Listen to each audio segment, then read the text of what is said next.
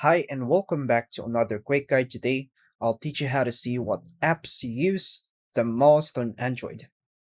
Seeing your app usage helps you track how much time you spend on a certain apps, reduce overuse, and stay on track.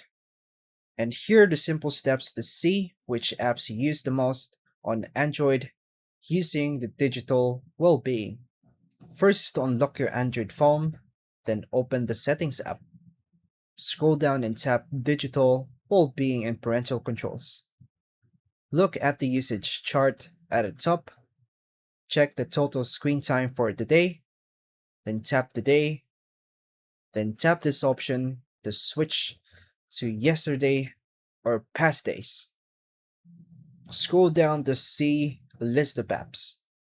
Apps are sorted by most used automatically. Tap an app to see time spent on it, then view how many times or hours the app was opened.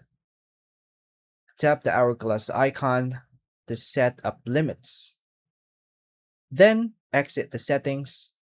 Your usage data is saved automatically. Extra tips: works on Android 9 and later. You can track daily or weekly app usage. Great for managing screen time and focus. Some brands like Samsung, Xiaomi may show slightly different menus.